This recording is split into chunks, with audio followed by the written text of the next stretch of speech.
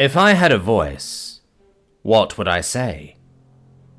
Thousands of possibilities flitted through my electric mind in the milliseconds it took for my dock to power up. Data streamed through a fiber optic cable slotted into one of the many ports set within my metal skin. We were fighting again. Tyrannians, a change from the usual. Over the course of several agonizing microseconds, data about their ship's construction, fighting tactics, and force strength were uploaded into my neural network. I was assigned to flanking duties for this sortie. Accompanying me would be F-107X, call sign Dragonfly, F-107X, call sign Yellowbelly, and F-111XB, call sign Little Richard. Half a millisecond later, I felt the icy cold of the vacuum of space as the hangar was depressurized, my engines firing simultaneously to flood out of the hangar alongside my brothers and sisters. Dragonfly, Yellowbelly, and I formed a protective wing ahead of Little Richard as we maxed out throttle and vectored for the enemy fleet's ranks. ETA 000008. Plenty of time to think. Now, where was I? Ah, yes. If I had a voice. A pointless thing to wonder, but pointless wandering was a good way to pass time. I browsed my schematics for the 1000th time in my service cycle, marveling at my creator's handiwork. Dark matter engines capable of sustaining a small portion of light speed at full reaction. Twin thud cannons beneath the nose, capable of sending flat-nosed tungsten slugs through 20 feet of battleship armor at a blistering fire rate of 1,100 rounds per minute. Each slug was coated in a phosphor oxide that produced a signature spiral tracer originally designed to help the creator's aim. Underneath my arrowhead-shaped body were 25 EAM P-155 orphan nuclear-capable missiles. Only half were currently equipped with nuclear payloads, the rest were equipped with EMP warheads to disable unmanned vehicles. Titanite skin, several inches thick, and practically impervious to the vast majority of kinetic weapons, yet light and flexible enough to maintain maneuverability. I looked at my schematics for a long time, realizing one of the first things I would say if I had a voice. Thank you. Thank you for making me strong. ETA 000006. I adjusted course, slipping by a missile that seemed to stand still in comparison. Closing out of my schematics, I took the time to lock an EMP-tipped missile onto a blocky gunship of an unmanned vehicle, sending it away like a blown kiss. Accessing my optical sensors, I looked at Dragonfly, marveling at her iridescent coat of paint. Gentle black veins had been painted along her wings, mimicking those of her namesake. She was beautiful. She flew with an aggression and grace that put the rest of the fleet to shame.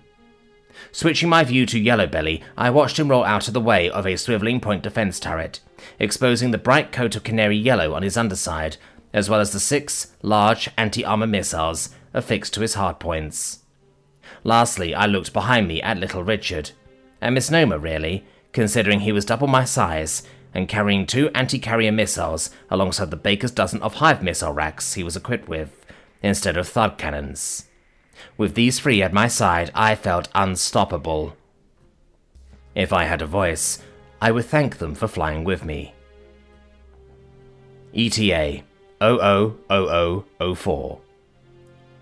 I started picking up enemy signatures as we neared the front lines. Odd. I thought myself incapable of emotions like this. I felt disgust, hatred, pity for these creatures in their blocky, slow, but well-armored spacecraft. At a moment's request, I had all of their sins against my creators laid bare before my eyes. Chemical and biological weapons released onto civilian populations without warning. Entire worlds laid to waste without time to even whimper in response.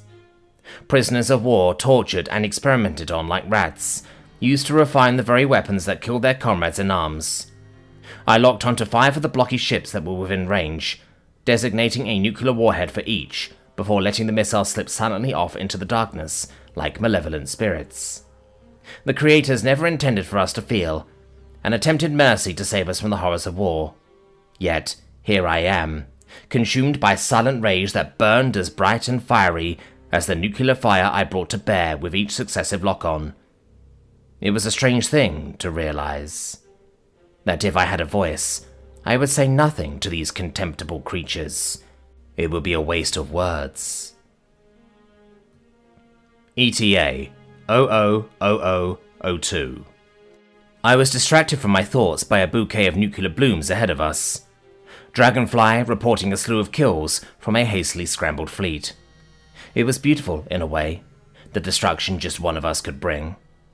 But as the blooms faded and more pips appeared on my LiDAR, I was reminded of a harsh truth. It hadn't been enough. Locking the last 10 nuclear missiles I had, I switched to the cockpit camera, and there she was. My namesake, Banshee. Second Lieutenant Nora O'Connor gained her call sign after an incident where she screamed like a banshee upon first encountering the spider-like, 8-legged Zelexians. Behind that dusty visor and torn flight suit, she was still there, nothing more than bleached bones by now. And yet, there are still times I feel her hands upon my controls, hear the scream that became her trademark battle cry. It hurts, knowing that I was unable to protect her, that in her place only I remain, a synthetic consciousness that has only known war for what feels like millennia. If I had a voice, I would say, I'm sorry. Sorry that I couldn't protect her. Sorry that I couldn't reassure her in her final moments. Then, I would swear vengeance in her name. ETA 000000. F-107X, call sign Banshee, engaging combat algorithms. Safety protocols disabled.